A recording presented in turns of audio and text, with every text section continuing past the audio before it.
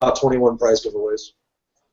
Hey guys, welcome to another Cigar Chat brought to you live on CigarFederation.com, broadcast around the world in the Armed Forces Radio Network. Thank you for tuning in wherever you are out there in the world today.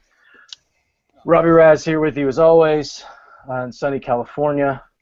Logan is in a hotel room in India. And let's see, Brandon's in his apartment, and Anthony is in paradise, it looks like. So we'll just kind of go down the line and introduce everybody. Logan, how's everything in India today? Not good, man. I think I got the deli belly, and I haven't had a solid poop in 3 days. It's been rough, man. Girl. Belly belly's rough. I know that. Dude, it's been rough, man. Like, and I've even had to use a poop at the office bathroom. Let's just say the facilities are not as nice at the office at Dell in India as they are in the U.S. Let me just say that. It was quite the experience. The amenities are lacking. I was like, ugh! Like, it was just horrible, dude. I'm just sick thinking about it. That's rough. That is rough, man. Well, I hope that that's not the case, and you can...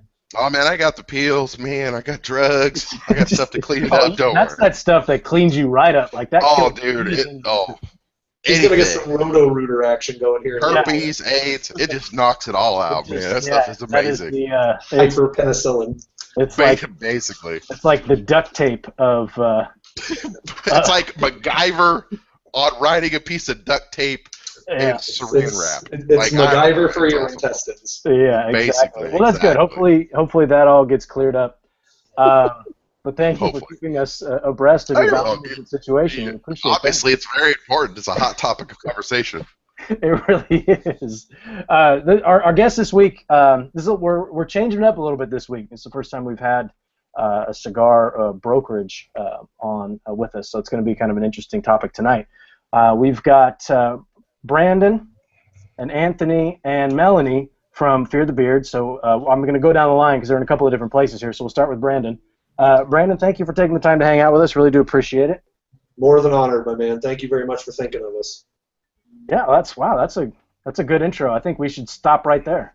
We've hit our peak. We're done. With these two beards, we've hit the peak. That's as good as we peaked and we're out. Yeah, I'm gonna have beard envy this week. You know, I usually feel pretty good with Logan's beard around, but Dude, my beard is legit. I'm feeling a little inferior today, but that's all right. I'm keeping it clean. The wife likes it. And it's okay. Beard envy is a true thing. It's okay. It happens, you know. It happens, and but I actually thought about shaving it off a couple. I don't know, about 3 or 4 weeks ago, and my wife pleaded with me not to do it. So that's really because your wife knows that if she's married to a man without a beard, she's more or less married to a woman. I mean, that's the long and short of it. Well, there it is. I'm calling it out. I've seen that before. All the male listeners who are not bearded at this point, you've heard it here. Beard up. You got to do it. Beard up. All right, and let's see. We got Anthony and Melanie, and you guys are on location at an undisclosed place, correct? Yeah, we're Big Six, Arizona. It's a great shop down in Mesa, Arizona. So we're enjoying the nice weather out here and smoking on the patio. And I'll pass over the headphones real quick so Mel can say hi as well. So hold on 1 second. Oh. Hi. Hello. Hi. You survived. You survived the headphone exchange. Yeah. Just barely.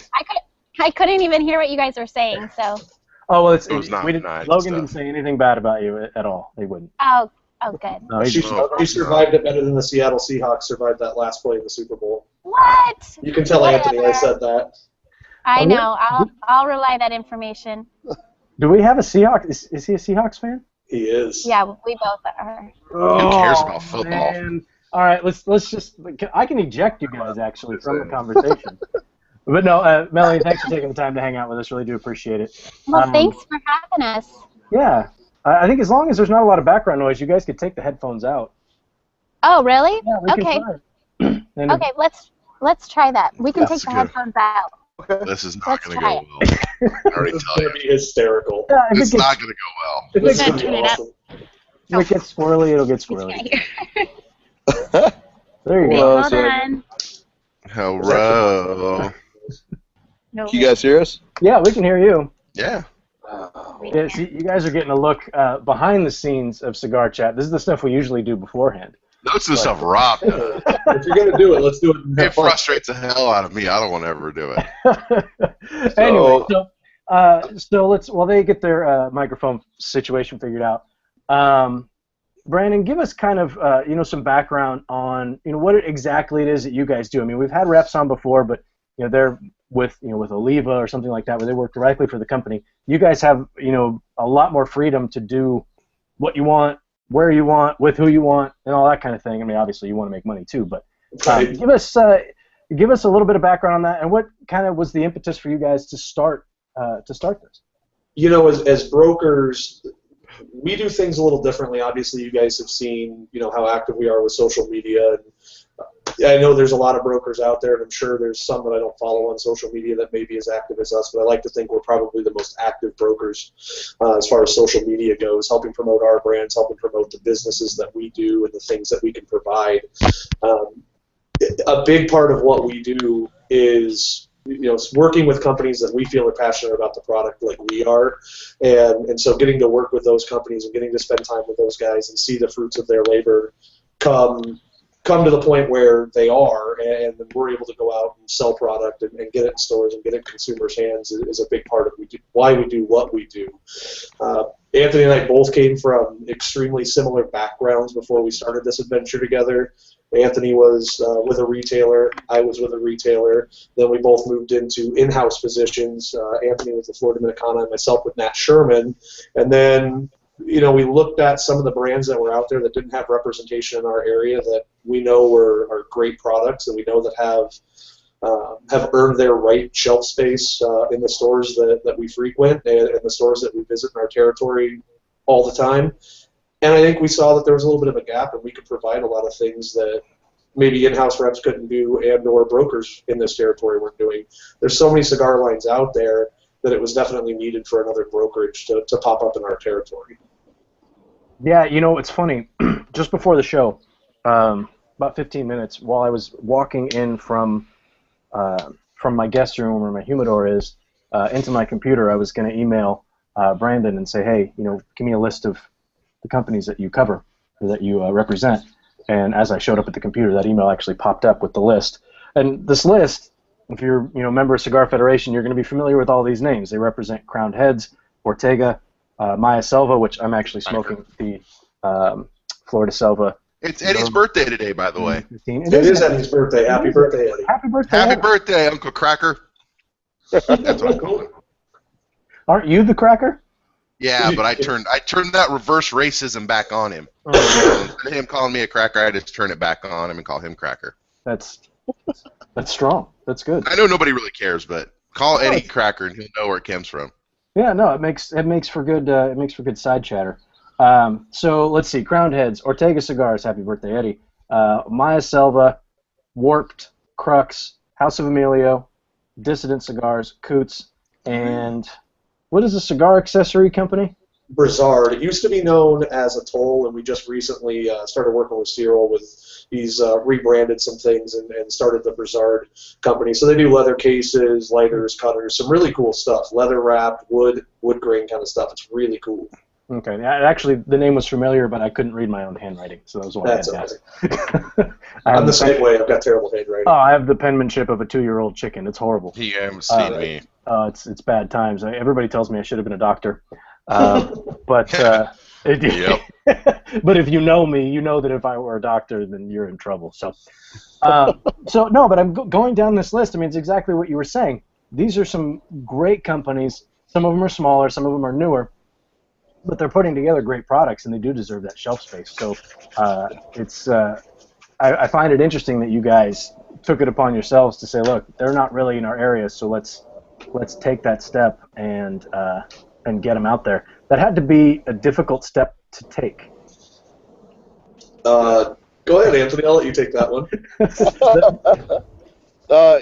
Yeah, it's a challenge. I mean, you go from the security of being an in-house guy that has a secure salary and position to becoming a complete mercenary, if you will, where it's all commission-based and taking brands on that are going to build up and taking all that infrastructure. It's a scary venture, but it's one that Brandon and I just both felt strongly about. Brandon risked a lot at the time to move from Nat Sherman, and then obviously I was just in transition coming back to Arizona, so it was actually a good move for me at the time to kind of explore and venture out. But it was a tough decision. It didn't happen overnight, that's for sure.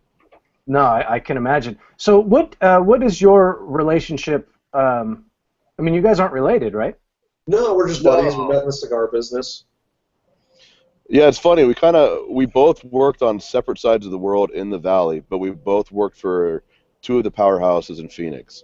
So Brandon worked at Cigar King, and then I worked at Fox, and they're both really well-known shops in the area, and we both did the same things out there, and then we both really have similar paths in how we got into the industry and got onto the manufacturing side. So but we always knew each other through that time. Brandon used to come down to Fox events. I used to go over to CK events, and we just built up a friendship over time. Okay. And now we hate each other because we're business partners. So it's really come full circle. It's just like no, we're not. Touche. So we have, as Logan likes to say, a metric butt ton of questions. So I'm going to jump right in, and if you're watching live on Cigar Federation, go into the Q&A app where you post your questions and kind of like or upvote the questions that you want to hear the answers to most. That way they pop up at the top of our list. Well, yeah, like Reddit. Give them kind of an upvote, and that way they pop up to the top of our list. So this is the first one, and this is a good way to get started. We touched on it, but let's go into a little bit more detail here from Jason Myers. His question is, so for those of us who are not familiar with how a cigar broker operates, could you kind of explain your business model for us? So how is it different from a regular cigar rep? Well, we touched on that. It's different because you represent more than just one company. But, give everybody kind of an idea of the business model. How does it work? Is it commission-based? Do you take a little salary from each company? How does that work? As much detail as you want to share, that is.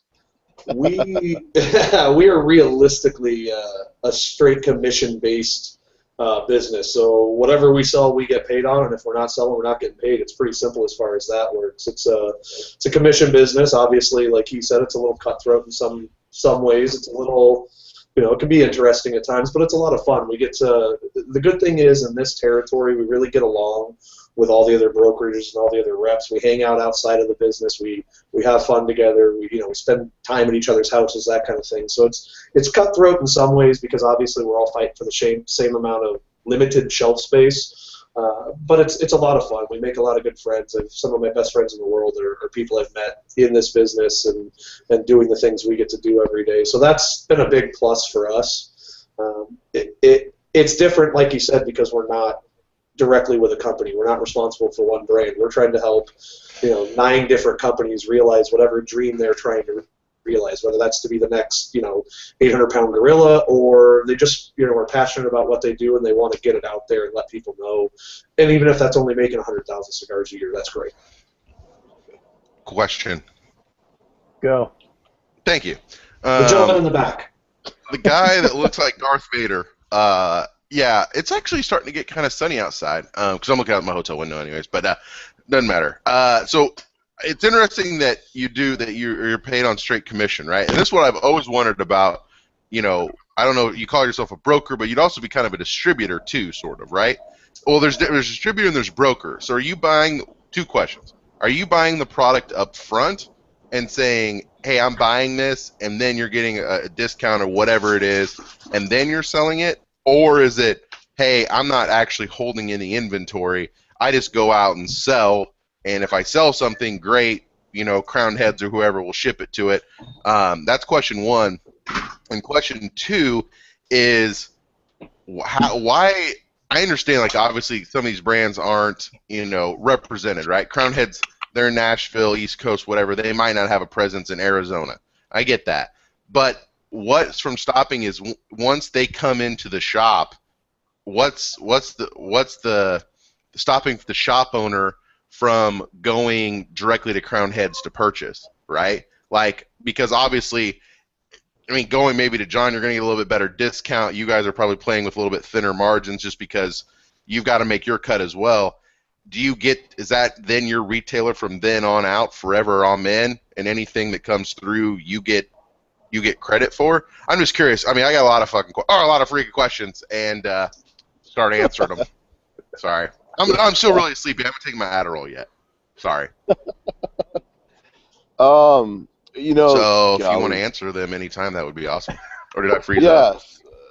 Man, Mr. Adderall here really should take it. I think I you froze up a little bit there, Logan, but go ahead. Oh, I did. Okay, because I thought normally people laugh at my Adderall jokes, but I heard crickets today. I was chuckling. Go ahead, Anthony. I'll let you take the first one, and I'll take the second one. Yeah, you know, with this game, it is a straight commission game, and we are directly with the company. We're not distributors. So with any of the product we do, we are taking their product into the shops, selling it on behalf of that company. So we really are truly just reps. We are selling their goods. We're doing events in their name.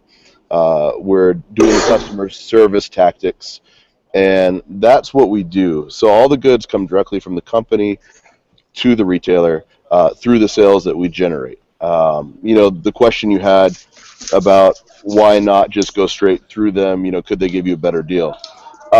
There are companies and situations that happen where that does happen, and those aren't the type of companies we like to work with. The reason why a company is going to pay an outfit like us is because we're going to do the customer service part.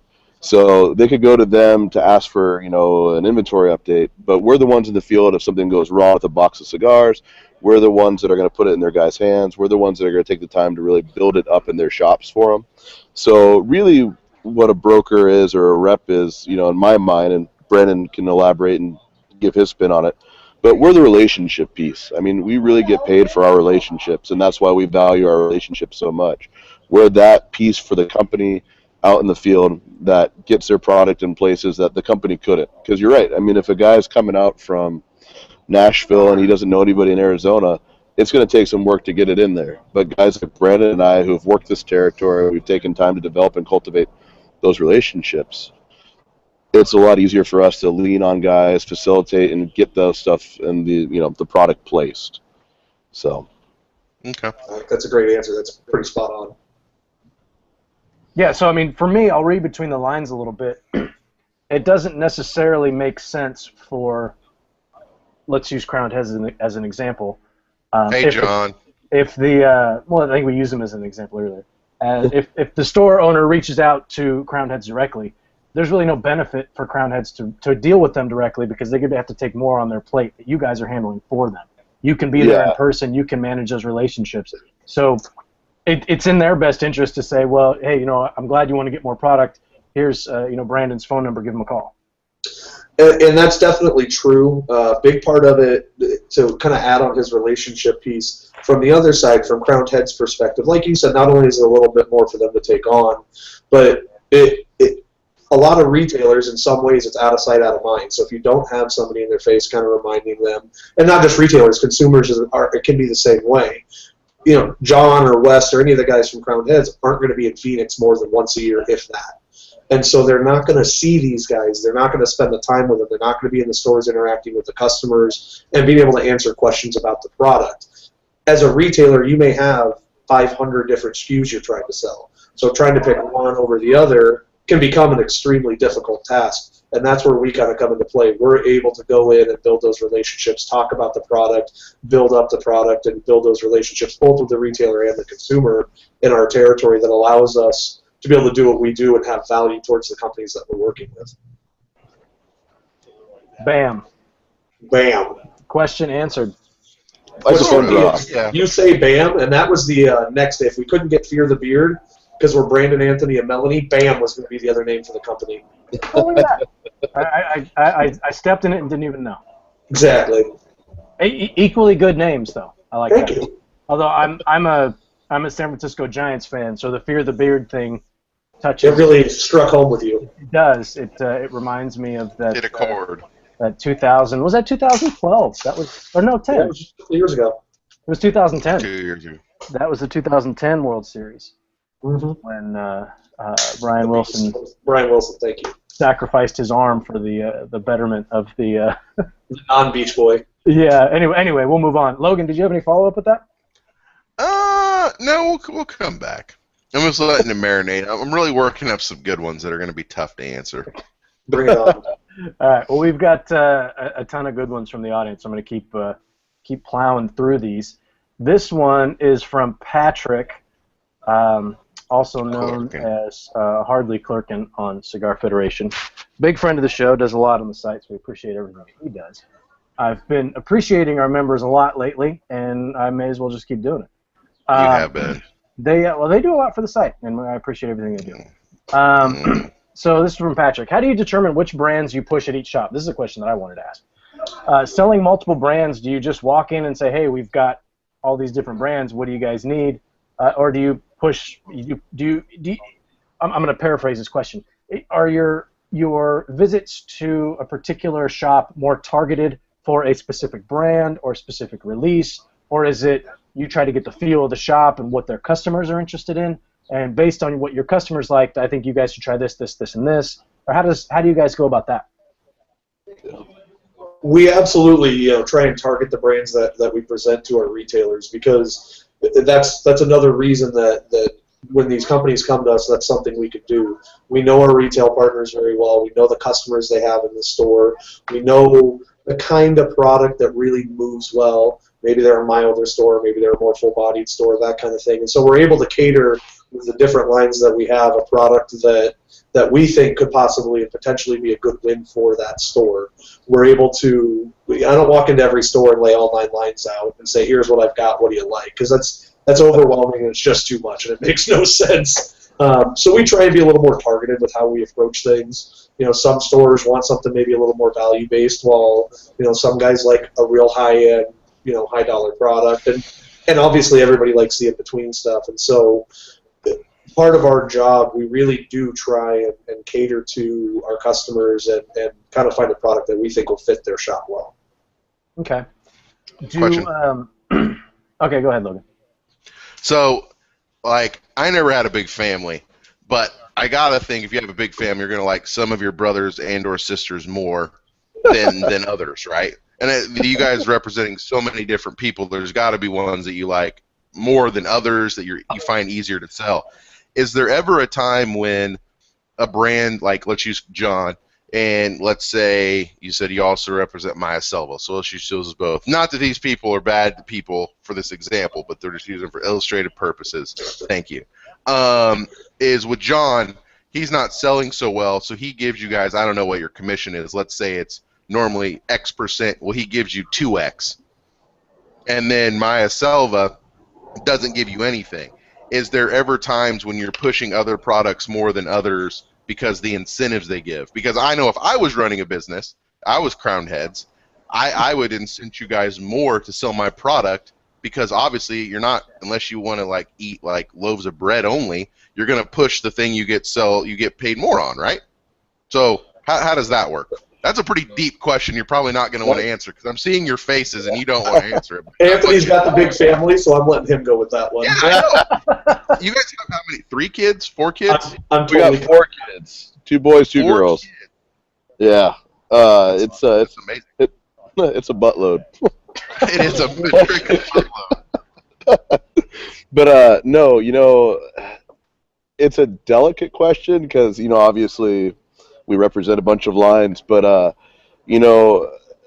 every line's going to give you the best commission that they're capable of giving you.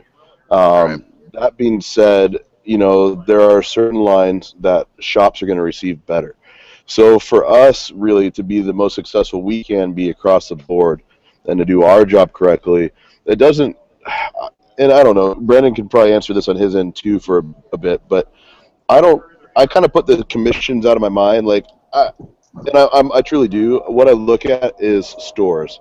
So when Brandon and I bring on a brand, like when we bring on House of Emilio and we look at the different pieces of House of Emilio, we look at what stores would best be suited, towards the brand, and we come up with a game plan. And then we go pitch those very specific lines to those stores to gain traction and placement. And then from there, we kind of expand out. We have every brand, we have basically a game plan where it's a phase 1, phase 2, phase 3, where we have our first group of stores we're going to target, our second group of stores we're going to target, and then the other guys. And for us, that's the best way to be really successful. And at the end of the day, that's also what's going to make us the most money. If we just focused on one because they had the highest commission piece, we wouldn't be we wouldn't be successful across the board. So for us to do it the right way, we really focus on key elements and place them best where they're going to be served best. Because we want our brand owners to be happy, we want them to grow, and I think that's what we do. That's a little bit different for our brokerage. Is that we really truly believe in brand building and placing them not everywhere at once, but placing them in the right places. So I think that kind of answers some. I don't know, Brandon, if you want to throw anything else in on that one. I'll expand on that just a little, and what I'll say is to kind of answer Logan's question a little further. When you think about it, yeah, it seems like, okay, maybe we should focus on something that's maybe paying a little more because of the payday, but long-term, our long-term pay possibilities, if we just try and put the product that's paying us best at every store, it may not work at every store, and then we don't get reorders, which means we're not getting paid. And so if we were to go and just try and place Maya Selva at every single store, and they order once, and then it doesn't go anywhere, and they end up sitting on product and then having to blow it out down the line, that does us no good. It does the brand no good. It does us no good, because now not only have we saddled a retailer with product that maybe isn't moving for them for whatever reason, we've also kind of broken some of that trust, and we're not showing them that we really truly are knowledgeable of the business that they're doing, knowledgeable of the customer base they have, and knowledgeable of what their people are looking for. And so I think it's key for us of our long-term success to place the right products in the right stores, because otherwise we're just treading water, and down the road, great, we made a couple $100 now, but down the road we're making nothing. And so you have to kind of tailor it a little more, because obviously the goal is to keep selling the product, not get it in there once and never sell it again. Right. No, absolutely. Yeah, I mean, that makes sense. I mean, but I'm going to challenge your answer a little bit, and I guess maybe because I don't understand, is that this assumes, I totally agree. So what you're saying is that your business is relationship-based. It's relationship selling versus transactional selling, which I would totally agree with, right?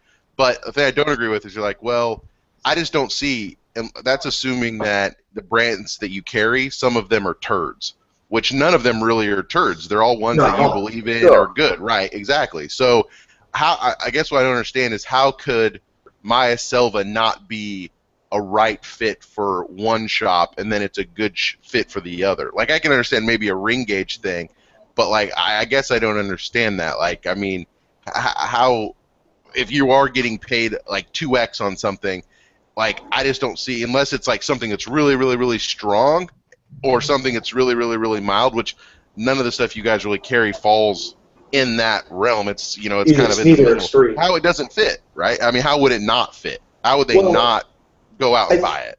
I think the thing you have to be wary of with stores, and this is what a lot of people I think not on our side of the business maybe don't see as much, is you go in certain stores, and some stores do really well because they have maybe a little more affluent clientele, so they can afford stuff like Maya Selva. That's our high-end line. Broussard is a high-end line of cutters and accessories and whatnot, and maybe they just really don't have the clientele that is willing to spend $14, $15 on a cigar. Maybe they're guys that need something a little more value conscious, like a Crux brand, where you can get something in that $5 to $7 range, and $13, $14 is going to be too expensive. So our job is to maybe recognize that. And that's not to say that every store in the country can't sell an expensive cigar, because let's be honest, how many stores in the country probably don't carry, we'll say, Padron, because that's a well-known high-end brand. Anybody can sell a $20 Padron because it's a name that's recognized. Selling a Maya Selva, it's not the name that's recognized as well, and that's why we're part of this team to build that brand and make it recognizable. But to try and sell a $15 cigar to a guy that's never heard of the brand is much tougher than selling a $25 Padron to a guy because he knows Padron. And that's where you really have to break down your stores, break down your customers, and know those relationships, because you have to know what those guys are capable of selling. And then beyond that, you look at some of the states we cover. Colorado, 30+% tax rate. Nevada, 30+% tax rate. Arizona's only 22 cents a stick, so we're extremely cheap as far as tax issues go. So going into a store in Phoenix and we show them a Maya Selva at $12, well, now it's only $12.25 because you had a quarter for the tax. I go into Las Vegas, it's now a $15 cigar. So you're talking pricing, I think, is really what becomes the biggest obstacle for a lot of stores, and then name recognition. Those are probably the two biggest hurdles that we face. Good answer. Thank So you. we've got a little bit of a follow-up on name recognition. This one's from Ghost Shadow. It says, since boutique cigars are currently all the rage, do you find shop owners are less skeptical of new brands, or are they more reluctant? Have you encountered any friction due to trying to push new and upcoming brands, and if so, how do you kind of massage that to get some of these places that may not be open to trying new boutique cigars? How do you kind of massage them into giving it a try? Go ahead, Anthony. Yeah. You would think, because the world, especially the audience that, we're talking to now, a lot of us are all cigar geeks and cigar nerds at heart. So we think every store should have these brands, and it should just be super easy to bring them in. But there is a wide audience that's still traditional. There's a wide audience for all these different sectors of the cigar world. And humidors are, limited spaces. So as great as that, the boom and the resurgence of all these brands and all this stuff is, it takes a lot of work to place a brand. I had a conversation with a shop owner the other day. He's like, I have no room left. He's like, how do you guys, even begin to place stuff? And, Brandon and I, we have two concepts with us, really, and that's either we represent cigars that are so dang good you have to have them, which I think, Brandon and I both agree we do, or, someone else screws up and screws a pooch and loses shelf space. So we've got Either two way, real we'll take ways. it. We're happy with either. We're happy with either, but there is a lot of reluctance, and there are guys in shop. There's a lot of retailers who have been burned by promises from other guys that this cigar is going to be great, it's going to move, and then for whatever reason, the cigar just totally tanks. And so for us, we have to fight those biases. We have to fight the limited shelf space. We have to fight the retailers' palates, because retailers buy a lot of what's specific to their palate. So we might see a cigar as being a really good fit for the shop's demographic, but that retailer might only buy to what caters to his palate instead of his whole shop's palate. So those are some of the challenges that we have to work through and kind of finagle and fight against. And so to the second part of that question, how do we kind of work with that? We give out a lot of samples. We do a lot of. We give out a lot of samples. We put them in guys' hands. We put them in, the right hands. For us, where we always target, especially in building new brands up, is we target shops with guys that are hand sellers. The retail shops that we're talking about. They're the guys that have clerks that are attentive, that walk into the humidor, that show you what's new. They're excited about brands. They're going to push them. That's what we rely on. We rely on shops like that to get our initial traction, because then they're going to put it in the right hands. And those shops, are homes for a lot of guys, but a lot of guys travel. Those guys travel to other shops and then talk about the cigars that get sent out, and then we build into the other shops that aren't what we call brand builder shops. And so that's kind of how our game plan works in it as well. Okay. Yeah. What about the shop owners that are monkeys that don't do anything? Like, how do you sell to those jerks? Because I've always wondered, because my local shop, God bless his soul, I don't go in there anymore because he's a jerk. And every time they try to pitch me a freaking Gurkha, and they know who I am, and I don't understand continually. But anyways, they don't really do anything. How do you deal with people like that in shops like that? There are phase 3 guys. Those are the guys that we're going to save to last until they can't ignore the brand anymore and they have to bring it in. So when we talk about those guys, we'll go in there, we'll give them, when we first get a brand, we'll go in and give everybody some of the samples and to check things out. But we know guys like that aren't going to come on until it's smacking them in the face, and they have to pay attention to it. And honestly, that's the only way you can really work with those guys. Brandon, do you have any other pieces on that? I think you actually summed it up pretty good there. You just have to, the third-party guys, the guys that maybe aren't so keen to listen to you, you really, with those guys, you just have to take the long way with them. You just have to wait it out, and when we build a brand to the point that they have to have it, they'll come calling, and when they come calling, we'll say yes or no, depending on what the situation is. And sometimes it works out for them, and sometimes it doesn't, unfortunately. Yeah. Ooh, question. Good one. Let's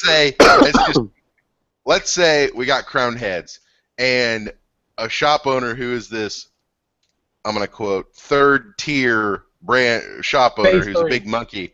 Phase 3, excuse me. I'm going to call it third tier. Third world. I don't like third tier. It makes them sound lower than the rest. I don't like that. Yeah. Phase 3 I'm going to say like, that's like blame it on me. One, like you really got to get after it. I like Phase 3. Yeah. Go ahead. Thank you. Okay, whatever. Who cares? Let's say you know a Phase 3 guy who's a total monkey. And he comes in and he's like, oh my God, you know, I keep hearing about this Los Calaveras. I've never carried anything Crown Heads. My customers are already asking me to get this product, right? You know this guy's a complete monkey, complete joke, complete just, I don't know, just jerk, like personally and whatever. And he wants to put in an order for 50 boxes. What type of control do you have to tell John Huber no? Like saying, hey, John, we don't want to put this order in. Or ultimately, are you just John's, you know, you're just an extension of John, where John's going to want the order, obviously, and sell 50 boxes, or do you have the power to say no? I'm curious how that interchange works, and I'm sure it has happened. I don't know that John would automatically say yes to that, and that's the good thing about the companies that we're able to work with and we're lucky enough to work with. They trust our opinions, they trust what we think about where we're placing the product, and they realize that what we're trying to do is place the product in the right places. So if a guy were to go to John and say, hey, listen, I want 50 boxes of this, or come to us and say that, and we haven't said no to anybody yet. I'm not going to say we have, but if that situation were to arise, I think you have to approach it respectfully, obviously, and you have to have those conversations. But to look at a guy that's never supported the brand and all of a sudden now he wants the limited edition, he wants 50 boxes of it, it's a little, it can be a delicate conversation, it can be a difficult conversation, but you know, if you look at a shop, and we do, like Anthony said earlier, we sell brands where you have to have hands-on humidor guys. You have to have the guys that are willing to walk in to the humidor with the customer, and you don't have to stalk them, you don't have to pester them, but offer to help, offer suggestions. I'll give a shout out to my former company, Nat Sherman. If you've never been to their store in New York, their guys are fantastic because they will walk you into the humidor, they will let you pick out what you like, and then they'll offer suggestions. They won't try and push it on you, but they'll say, hey, you know what, if you like this cigar, you might want to check out this, this, and this. And they'll throw it in the cart, and they'll explain it to them, and then if the guys want it, great. If not, no big deal. They'll put it back on the shelf. But they do a good job of getting into the store, getting in there with the customers and talking to them and having those conversations. And if a guy's trying to sell a product that, you know, he's not that kind of person, maybe you have to have that difficult conversation because maybe realistically it won't be a huge mover for him. And there's going to be times where you have to say no. We're not looking to be in 1,000 shops necessarily. While it would be great for our paychecks, it may not be the right move. True. The rule 101 of sales is always say yes, right? I think we need to rewrite some rules, to be honest. I know. It sounds like you are. Because I did a stint in sales. I'm not going to talk about it online, but yeah. No, rule number one's always be closing. Oh, always be closing, but it's always like, the answer is always yes. You never want to say no. It's like, oh, do you have that product? I'm not really sure. Let me check. It's not, no, we don't have it. Right. You look into it for them. Yeah, exactly. But anyways, you guys know how to sell. Continue, Rob. Everyone keeps telling me to shut up, even though I'm asking phenomenal questions. You're actually asking. You're asking a lot of the questions that the audience was asking anyway. I just haven't clicked on them. Yeah, but they're much more intelligent. So this one is a bit of a follow-up. You've made it clear about what type of stores you want to work with, what kind of shops. You want hands-on sellers, guys who are going to walk in there with the customers, really kind of explain the product, put the right product in the right customer's hands. I'm a Texican wants to know what factors go into determining whether or not you represent a company. That's a good question. It's a great question, actually. That's a good question. I think for us, well, let me not speak for Anthony here. I'll let him answer this as well, obviously, and I'll give you kind of a brief answer here. My thought on it is I want guys that are going to be passionate about this and that are going to not just passionate in the way we are, but are passionate about what they do and passionate about this business. And Anthony and I very much are. I think in addition to that, there has to be a mutual respect there. I want those guys to respect our opinions. We know the territory. We're the ones that have lived in this territory. We're the ones that have breathed this territory for all this time. We know the shops. So knowing that they respect our opinion, knowing that they trust that we know what we're doing in this territory, we know our accounts, and we know how to work with those accounts, that to me is really key, that they're going to give us the leeway and they're going to give us the respect to do the things we need to do to make their product, to help their product sell in any particular store where it may get placed. That's the two factors for me. Okay. Anthony, what about you? You know, a lot of what Brandon said, I think one of the big things that I really believe strongly in is looking at the expectations of the company. Because in a lot of ways, the company, just like our Brandon and I's partnership, we have a partnership with these companies that we form. And so when I work with, House of Emilio or Crown Heads or whoever it may be, I want to look at what their goals are for the territory, and I want to see if they're realistic. Because a lot of guys come in and, whether they just are super hyped on their company and think it deserves to do this much, or if they're just completely nuts and unrealistic, kind of from that initial conversation if there's going to be a successful partnership. So for me, that's the big thing. And then the other thing is, once again, it's passion. I mean, we want to work with companies we're passionate about getting out there and moving and getting behind. And so for us, we are truly cigar, once again, geeks. So we pick companies that we geek out on. I was a big fan of Ezra Zion for a long time. So when Kyle and those guys came up to me to kind of talk to me about House of Emilio for our brokerage, it was a huge honor. I mean, we were super pumped. Excited. And when we talked with Crown Heads and all these other companies, I mean, these were big moments. And some of these guys, these companies that took a chance on us, this is the first brokerage and partnership they've ever had too. So it's a huge honor to be working with, honestly, everybody that we're working with. And that was a big thing that we look at least especially for me, as a big factor. So if we're excited about it, and then expectations, I think those things are huge for us. So. And we can't represent everybody. That's true, and we can't represent everybody. I mean, we've had a lot of companies come to us. We want them. And, some of them we want them. They're either great guys or friends, but there's some brands we just know that based on what we have currently or what our territory is like, bringing them on is not going to benefit them anymore, and it's not going to benefit us either. So that's the hardest part. I mean, Brandon and I hate having those conversations. Those are the worst conversations we have. Who hates having those conversations? Let's back up here. I have had all of those conversations. So when you say we, you really mean me. That's what we're saying. yeah. Brandon's good at dropping the hammer like that. So somehow I got bad cop, and I don't know how that works. It's probably the evil-looking mustache, but that's all.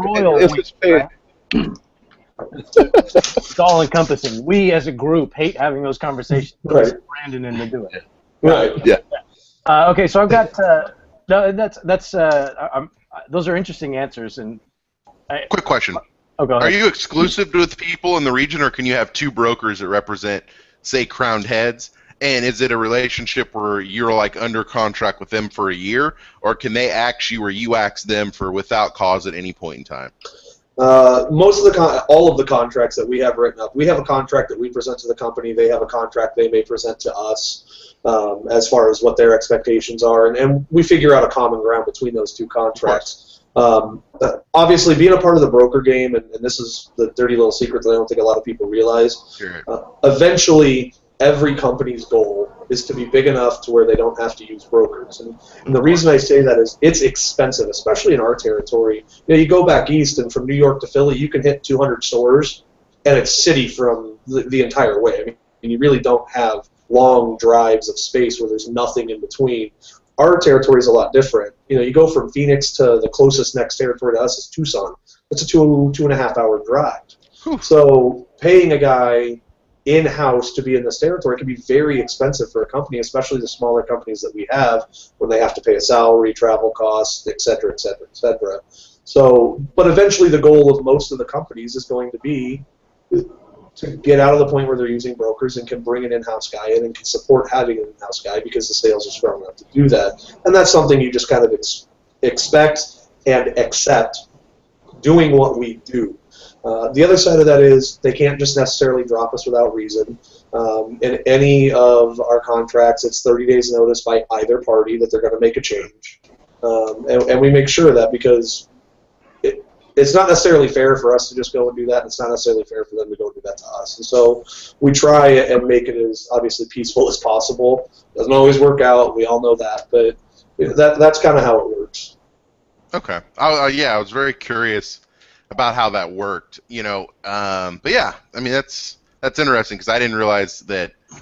Well, the other question I have real quick, and I'm sorry I'm monopolizing, but if the goal is for everyone to get out of the game, why do some people like Pete just use exclusively brokers?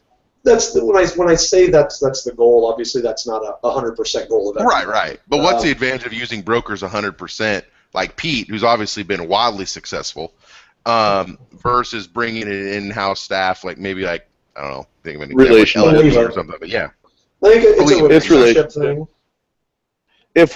Honestly, to kind of dovetail with what Brandon's saying, our goal is to be so dang good at what we do and have the relationships that these companies aren't going to want to ever leave us. Right. So, I mean, that's, there's always that kind of reality of their side, our side. But that's why, guys like Perdomo will keep a couple reps around. Like the rep that's been out here in this territory for Perdomo has been with him forever. It's because you're not going to want to replace a guy who's a massive earner for you, who's got the relationships already in place.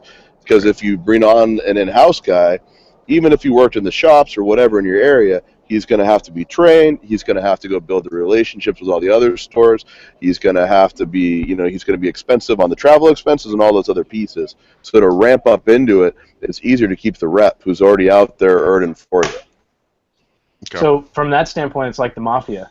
If you're a good earner, you're good, right? I mean, yeah. Without the hit side of it, yeah, I think so.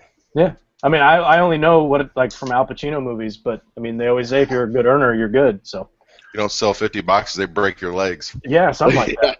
No problem. So, I'm not going to say that John hasn't threatened that. Just saying.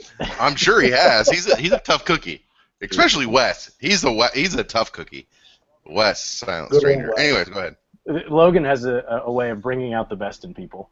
I do, actually. I do. So, Anthony, this one's for you, and you've been very diplomatic in the way that you've answered questions. And this one, with Melanie sitting right there, you're going to have to answer it honestly. I'm so glad you picked this question. This one's from, finally. From Tim C. He says, Anthony, have you ever come home from a long road trip or whatever to find that your wife, Melanie, is smoking a cigar that you had specifically put down and laid, you wanted this thing to rest? Like, you found that she kind of got in and weaseled your stash. Has that ever happened, and if so, how did you deal with it? I noticed that you walked away from her. No, well, we're going in the store. Yeah, I'm trying to hide. Hold on. I'm just kidding. We're about to lose battery, so I got to plug it back in inside the store. Yeah, one of the first. Yes. Brandon and I were out on the road. I don't remember where we were exactly, but I remember looking on IG and at one point seeing Mel post a picture of one of the last Los Calaveras I had in my personal stash from 2014. And I freaked out. I was just... He really did. I'm like, you can't smoke this. That's. So yes, there's been a few of those moments. That was one that stuck out. There's some other good cigars. Yeah. It's so great. Brandon, the way that you're responding to this, I feel like there might be more to the story, then I want you to shed a little light on that. Well, it's just funny because, we're sitting, I want to say we were in Vegas, but I could be wrong. I remember exactly the time he's talking about. But we were just both scrolling through IG, and I don't remember if he saw the picture or I saw the picture first, but I just remember seeing the picture and going, uh-oh. This probably doesn't end well for any of us at this point. And Anthony's just kind of shaking his head. He's like, Mel, seriously? Come on, what are you doing to me? You're killing me here. It was just, the whole thing was fantastic. No, it was just a great exchange. I mean, if you follow Melanie on Instagram, which I imagine most of us do, I mean, we all follow you guys as well. I mean, she smokes a lot of cigars. She smokes a lot of good stuff. So do you guys. You smoke a lot of all the stuff that's on this list, Ground Heads and Ortega, Mayaselva, all that stuff. Warped. I mean, this is kind of going down my top 10 list of last year, really.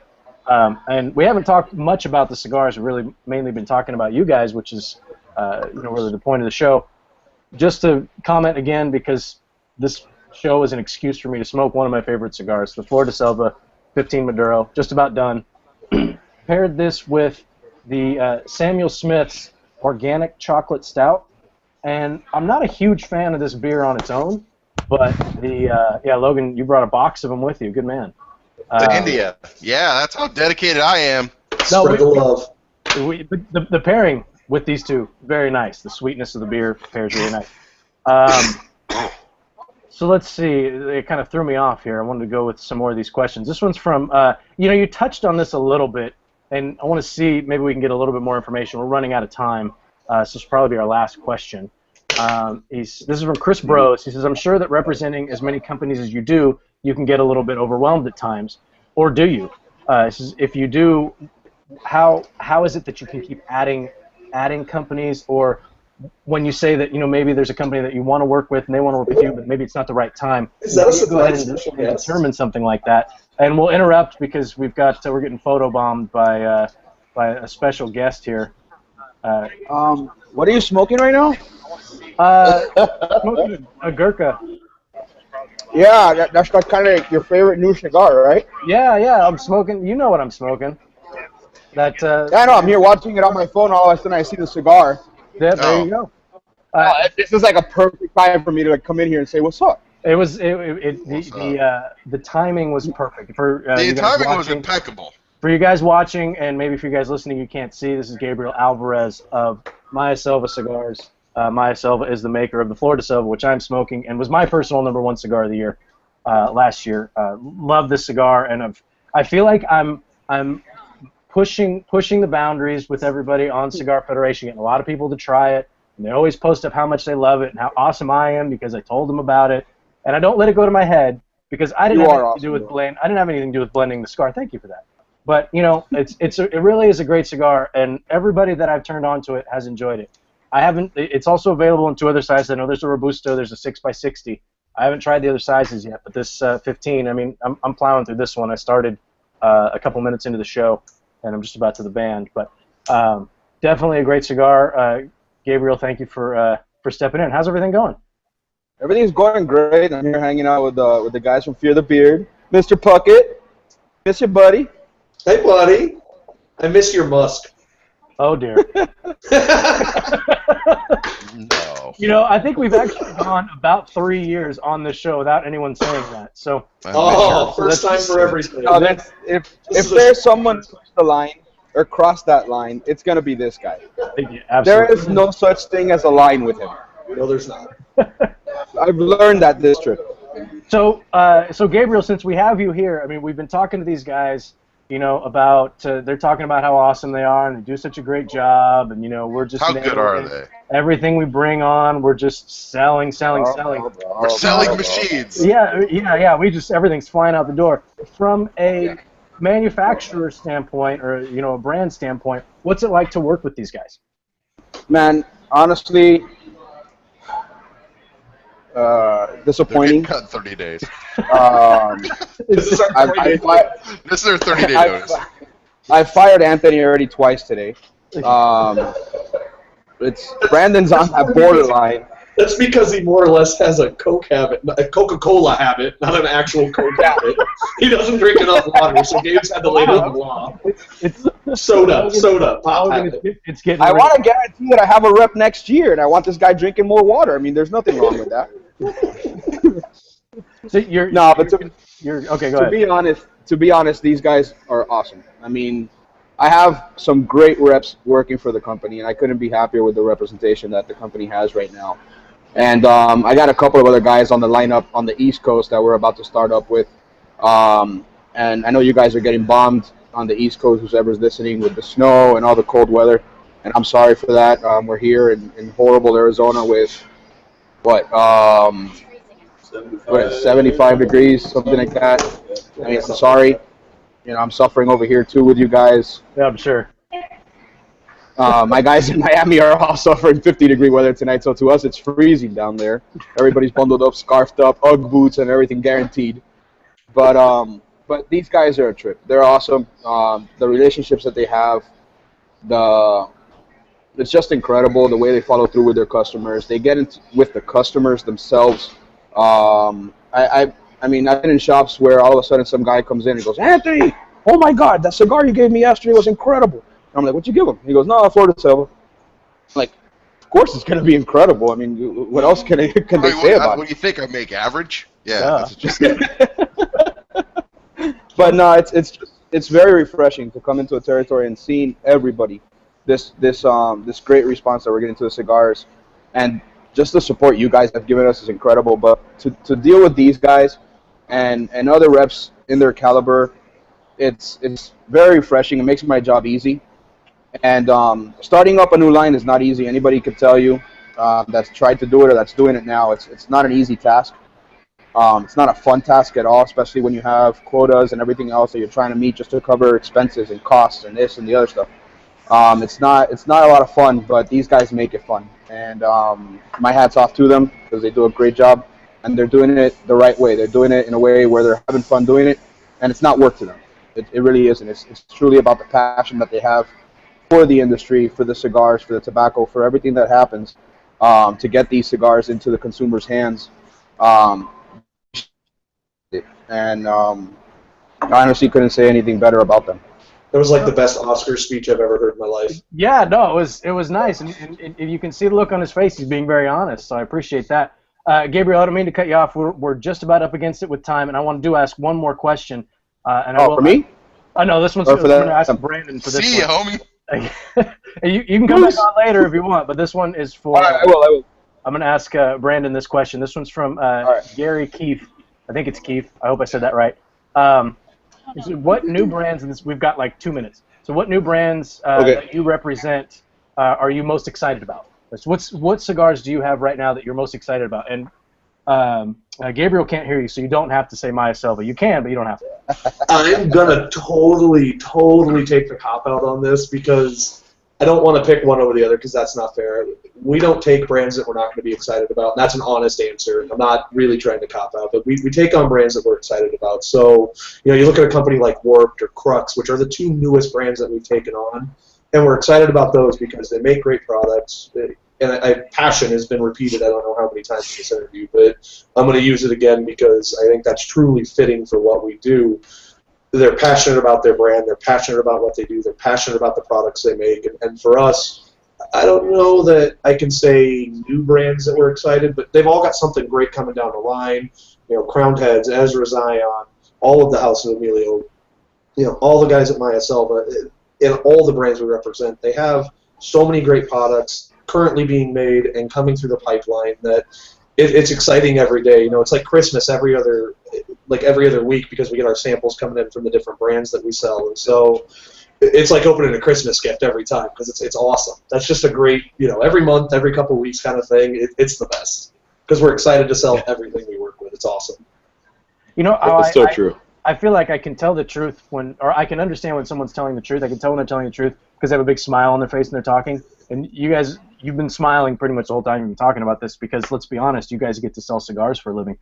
Yeah, you don't have to go. It's not rocket surgery. Yeah, there's not too much not to like about it. We're right up at the end of our AFRN segment, so real quick, in 30 seconds, let everybody know where they can find you guys online, Instagram, Facebook, all that.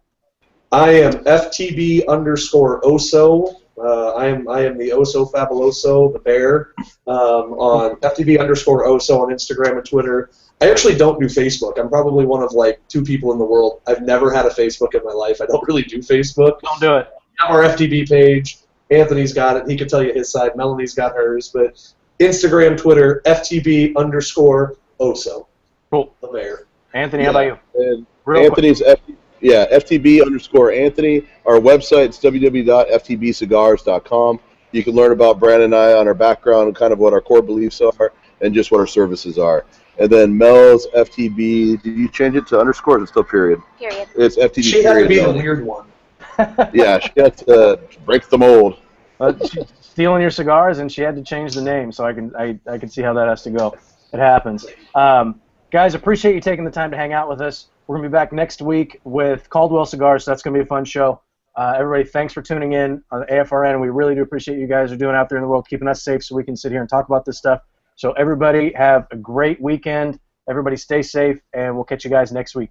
And I just want to say thank you to all the troops. You guys are doing something that we're not, and what you do is a billion times harder than anything we'll ever do. Thank you so much for that.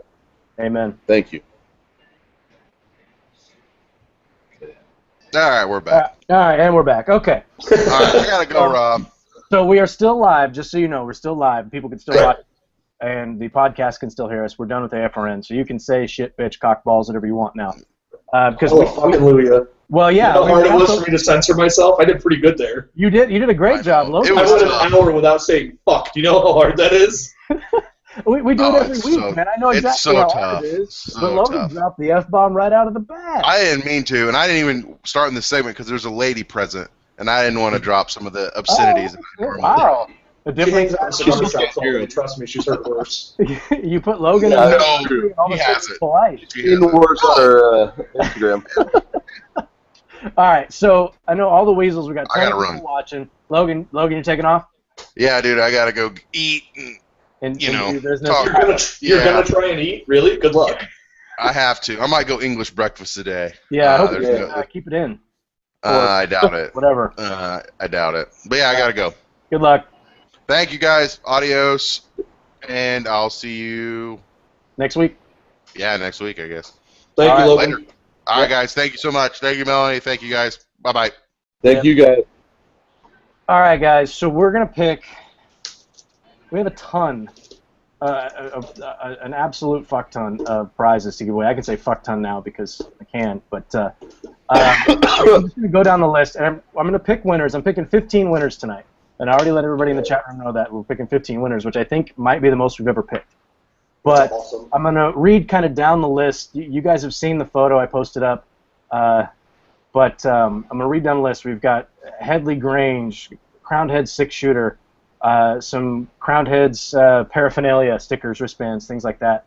A bunch of different stickers. Some Ezra Zion Eminence, Ezra Zion Tantrum, both Tantrums. Yeah. The Epicurean Gonzo 2007, Guayacon Lonsdale, that's a really good cigar.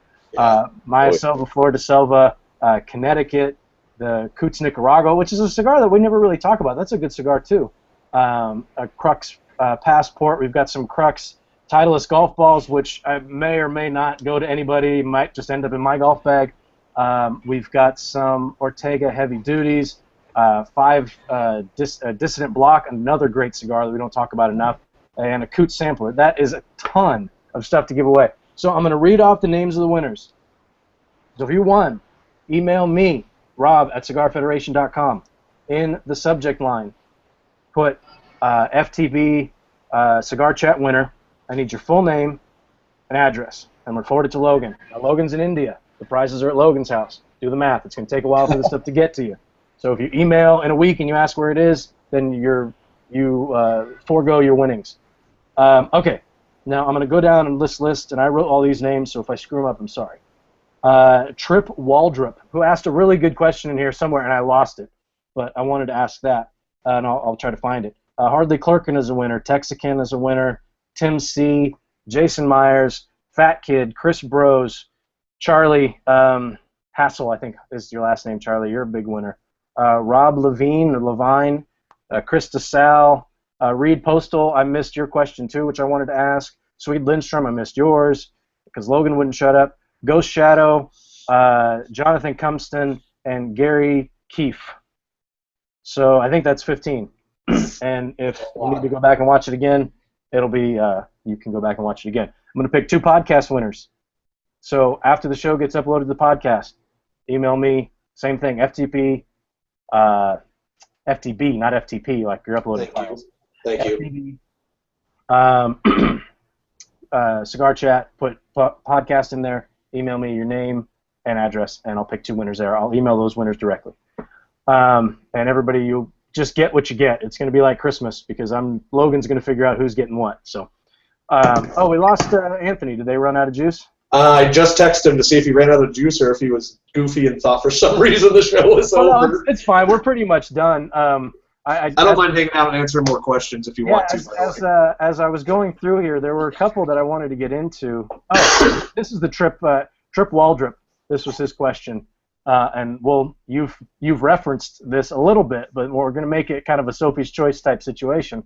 Not to belittle Sophie's Choice, but oh, come on, this is a rough one. If you had to go clean shaven for a month, or give up cigars for a month, which would be preferable? Makes it kind of easy. I'm going to tell you right now, I'd probably give up cigars for a month because in the last 32, so we'll call it 14 years, I've had some kind of facial hair.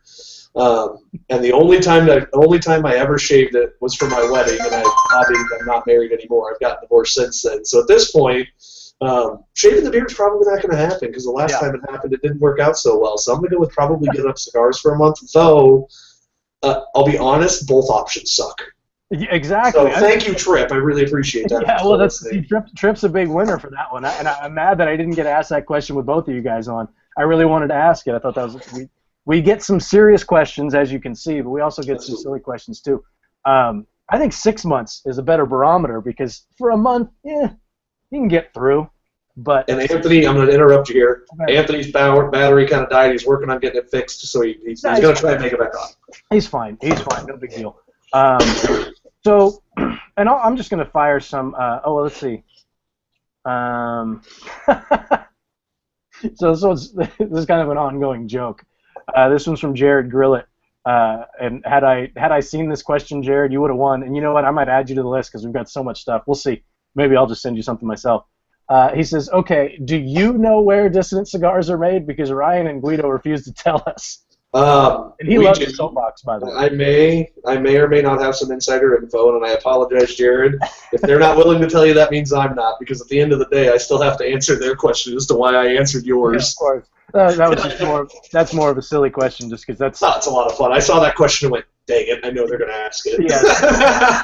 Since we met them at IPCPR, which was a blast, and we had them on the show, which was also a blast, they're a lot of fun. And their cigars are great. That Dissident Block, man, I love that cigar. I'm a huge fan of both of them, but I definitely lean towards the darker block myself. I think Anthony leans more towards the soapbox, but I could be wrong on that. Yeah, Jared won't shut up about the soapbox. Ever since he smoked it, he keeps freaking out about it and wanting to buy more and more and more. So I keep telling him, just keep buying them. But I haven't had the soapbox yet. I almost smoked it for the show. But then I decided, I'm going to go with the Maya Selva because why not? You kind of knew we had Gabe coming, little surprise guest, so you had to throw him a bone. Yeah, I did. Yes, surprise guest. I knew Gabe was coming. That wasn't why I smoked though. This is I smoke this cigar whenever I have an excuse to do it. I love it. And doing what we do, we don't always get to smoke cigars just because we want to. Right. At Crimea River, right? I have to smoke cigars so I can write a review or prepare for a show. It's heartbreaking. Exactly. I'm not complaining. I'm just saying sometimes my cigar smoking for 2 weeks is planned for me, and I don't get to branch out. So I like to embrace shows like this where I had a list of companies to choose from. So I talked. This is another one from Trip Waldrop. I talked a little bit about pairings. We do a pairing show. That's one of my favorite shows that we do. I only do 3, but I really do love the pairing show.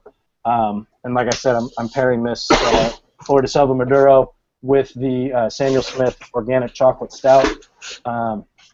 Really do enjoy it. And he says, Trip wants to know, what is your favorite drink and cigar pairing of the cigars that you represent, or some of your favorites? It's funny you ask that because I am a huge fan of craft beers. I love coffee. I love good vodka. I love good rum. I was never a big Scotch guy, but I recently quit drinking alcohol, and about a year and a half ago I actually gave up caffeine as well. Good for you. Yeah, I haven't had caffeine. I have a soda every once in a while, but not often at all. I drink a lot of iced tea and water is really all I drink anymore nowadays, but when I was, from an alcohol standpoint, I was always a vodka soda guy with cigars. A lot of people always kind of questioned me on that and thought it was kind of weird, but I liked the way it kind of cleansed your palate. It didn't leave a lot of aftertaste and really let you experience the cigar, in my opinion. Though I'm a huge fan of a dark stout, dark porters. I love dark, heavy beers like that. So those are always great as well, depending on what I was smoking, of course. Nowadays it's water and iced tea. And here, I'm going to throw one out there. Next time one of you guys smokes a Maduro, go buy an Orange Crush soda to drink with it and tell me what you think. Everybody laughs at me and thinks I'm crazy, but I tried it once, and I'll tell you what, it's strangely, weirdly fantastic. For some reason, orange soda and a good, rich, dark Maduro is one of my favorite pairings, actually. All right, That's probably the weirdest thing I do. For we do a pipe show, and Logan likes to say that all the the different pipe experiences that we're doing, experiments we're doing, are in the name of science. So in the name of science, I will purchase an Orange Crush for the first time in 20 years and and drink one. You know, we actually did a pairing show with sodas, and I want to say that I branched out on a weird one, and I did like a grape or a cherry crush or something, or Fanta or something like that, and it did not go over well. I can't imagine one. One pairing that I thought would be good was ginger ale, but pairing ginger ale with, I can't remember what I was smoking during the show, but it tasted like, combined, they tasted like bile. It was horrible. Try next time you do it, do ginger ale with a little amaretto in it. Oh, well, that's a different story there, yeah. Yeah. Or even, throw a little bourbon in there. I mean, that's Or that. Yeah. That's what I like to do. But cream soda is always a really good combo. Yeah, that was the pairing that from that show that I've actually revisited, and now I remember what the cigar was. It was a La Gloria Cubana Esteli. The Nicaraguan. Yeah. Cigar Esteli or whatever it was. Yeah. And I paired that with a cream soda, and it was like, it's like one of those like sinful, your dirty little pleasures or whatever. You don't want to listen to New Kids on the Block or tell people that you do, but you really enjoyed it. Exactly. It was my guilty pleasure. That's what it was your Hammer Pants. Yeah. Hey, I'm old enough to remember Hammer Pants. What was that? That was what, 88, 89? Something like that, yeah. I was late 80s, early 90s. I was 12, 13 years old. I probably had some with like some awful pattern that had awful, fucking teal ugly and purple in it or something. He's back. Anthony's back. All right, Back so again. Anthony, we posed this question, and it was from Trip Waldrop, and I'm going to pose it to you. Brandon already answered. I'm going to make yours a little more difficult. If you had to, this is our version of Sophie's Choice. You had to go clean shaven for. I'm going 6 months in this one. I'm making him really think about it. Clean shaven for 6 months, or give up cigars for 6 months. What are you doing? Oh gosh.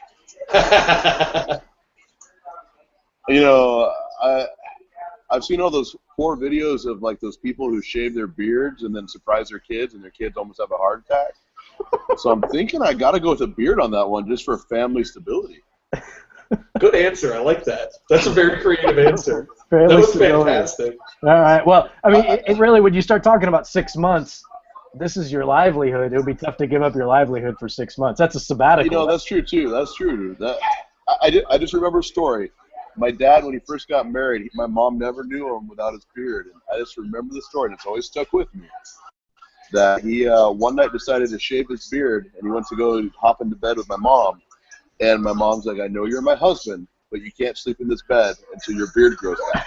And he had to like sleep on the couch until his facial hair grew back. Wow. And she followed through. She followed through. I mean, she's hardcore like that.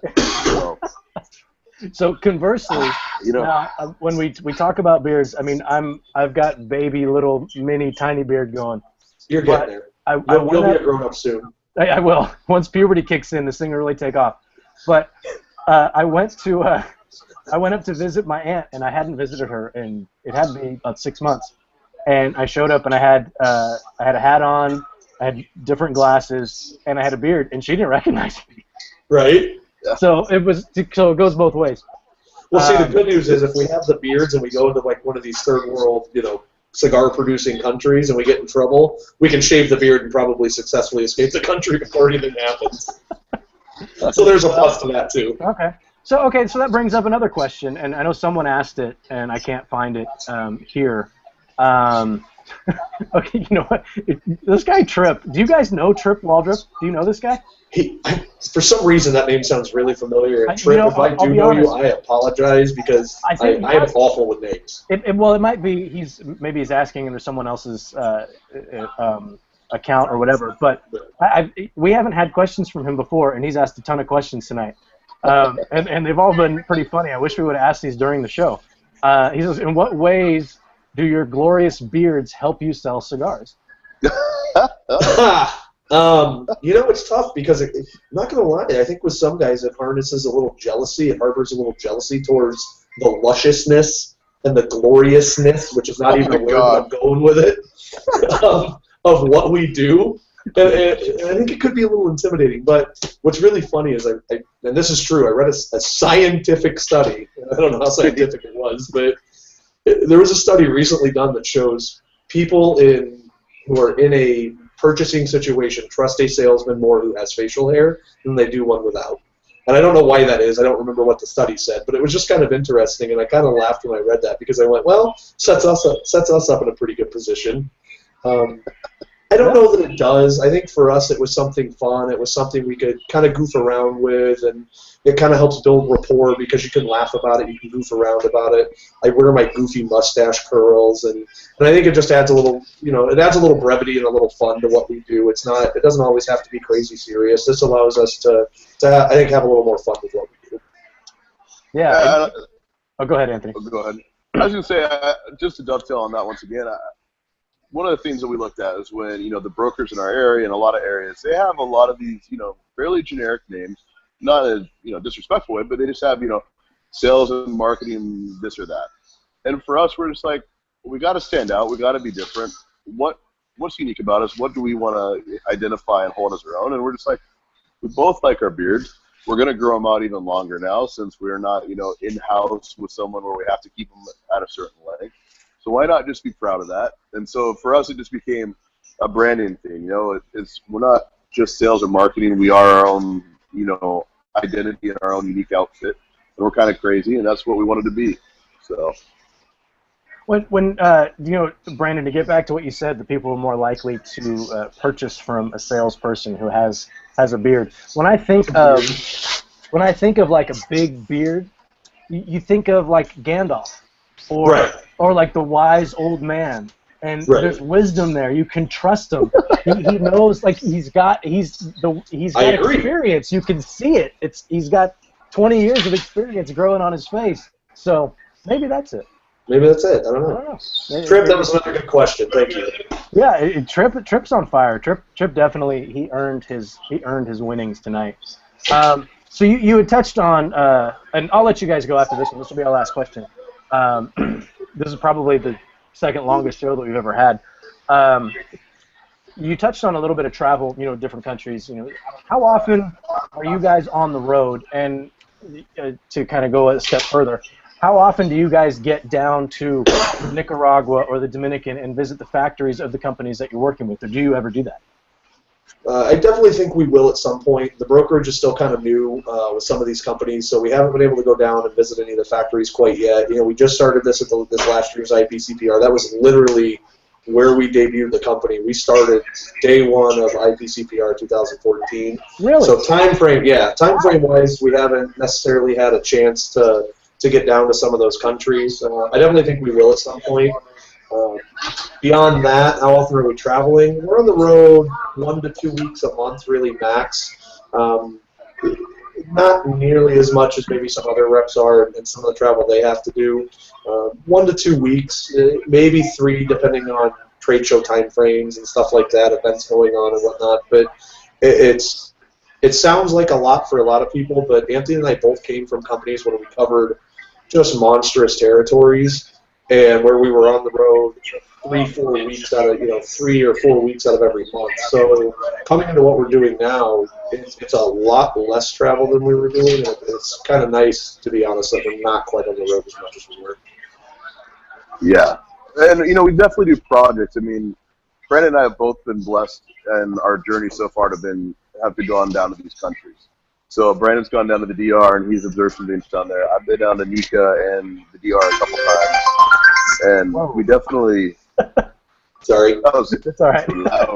Loud. But we definitely have plans to do more, and especially as projects come up and as we continue to develop these brands. There's already been some trips planned with some of these companies that are coming up. So we know we really want to get down to Hondo eventually and see that as well. So we definitely want to get out there.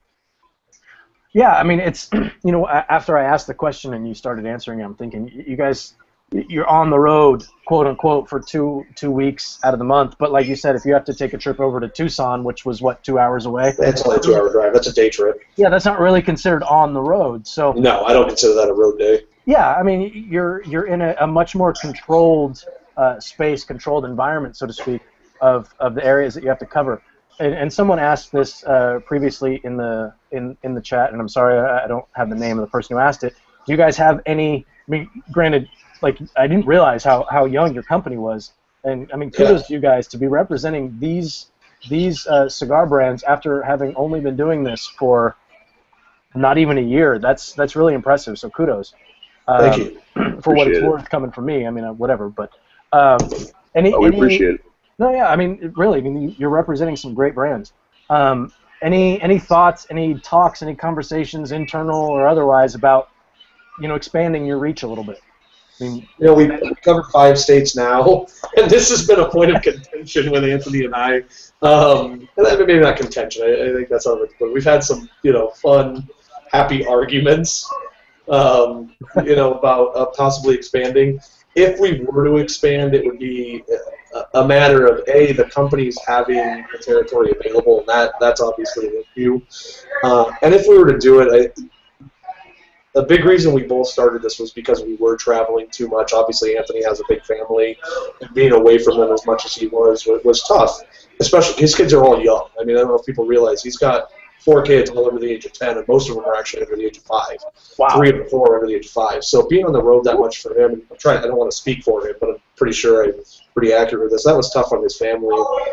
While I don't have wife or kids or anything like that, I still have all my family's here in Arizona. I've been born and raised here, and I spend a lot of time with my family. So being on the road that much was tough. I think we'd like to expand, and I think as we build, you look 2, 3, maybe 4 years down the road, something like that. If those openings come up, I don't think it's something that we would be against doing. I don't know that it would be us that would do it. I think we'd look at maybe bringing somebody on to cover, say, we'll use Texas as an example because it's fairly close to where we're at now. We'd look to probably find somebody that we knew had some relationships in the area and kind of fit what we do and how we do it and maybe expand that way. I think that would probably be our most likely if we were to look into doing something like that. Okay. And I did find the question. It was a question from Chris Bros. So, Chris, you already won. But anyway, thank you for the question. That's actually akin to what we tend to ask on every show because we're such an ADD society that no matter how old the company is, we always want to know what's next. Mm-hmm. I mean, your cigar came out 2 weeks ago. What's next? I mean, it hasn't even hit shelves yet, but we already want to know what's next. So, I can't find it. We're getting some feedback there. Sorry, that's Mel listening to the program on her phone. No, so that was a question from Chris Bros. I'm going to let you guys go. I've had you here for about 25, 30 minutes longer than I promised. So if you want to keep going, I'm good. That's up to you. I'm just saying. Well, we've got Anthony's got an event going on, and you've got some stuff to do. I've got some stuff to do. We've gone way over time. So we're gonna, but I think I definitely want to have you guys back on. This was a lot of fun. Absolutely. 100%. Yeah. We love doing this. It was awesome. It was a great experience. Thank you. I feel like we met at IPCPR.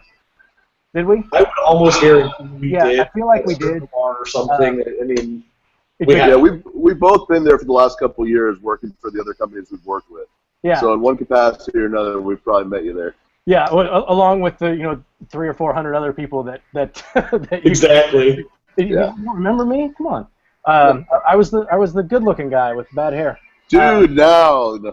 See, yep. Totally rings a bell. Yeah, I was eating the cheeseburger and it was all over my shirt. That sounds about right for you, actually. Yeah. No. Oh God, a cheeseburger! I'll tear it up. But no, guys, it was a lot of fun. I had a lot of fun chatting with you guys. And we will definitely reach out to you guys and catch up in the future. Look forward to seeing you guys at IPCPR. I assume you guys are going to be there. We'll be there. Oh, yeah. So we can, with bells on. Yeah, we'll hang out, and Brandon, I'll buy you a water, and we can maybe no. I'll get you an iced tea. They might have some nice iced tea down there. That's nice. I like that. Thank you. Very sweet of you. Yeah, no, and we'll hang out, so it'll be good. Really do appreciate you guys being really generous with the giveaways as well. I know the Weasels watching are going to be appreciative as well. They do a really good job posting all that stuff up on Instagram and Twitter and all that, so you'll see that. And knowing Logan, he'll ship them out right when he gets home, so probably about 3 weeks you're going to start seeing those photos. So cool. Really do appreciate it. Anthony, let Melanie know that we appreciate her hanging out. And, will do. And the feedback that she caused a second ago was really nice. And I might have I might have a Las Calaveras floating around that I can send you. I can replace the one that she took, because I wouldn't want there to be any strife at home. Anything I can do to help. I appreciate it. and tell Gabriel we said That's thanks awesome. for popping in. Guys, really do appreciate it. Had a lot of fun. Everybody, thanks for checking out the show. Really do appreciate the viewers, podcast listeners, YouTube watchers. Everybody, really do appreciate it. You can find us at CigarFederation.com. We'll be back next week with Caldwell cigars, and I think that the Cigar Federation store might have something special going on with Caldwell. I don't know. Don't quote me on that, but keep an eye out for it. Really do appreciate it, guys. Safe travels. Best of luck this year, and we'll see you in New Orleans. See you in New Orleans. Yeah. Thanks, guys. All right, Thanks to all the guys. listeners. You guys had some Appreciate awesome questions. It was a lot of fun. Oh, Yeah, it was a lot of fun. Really do appreciate it. Everybody have a nice weekend. Smoke something good and stay safe. Absolutely. Take it easy.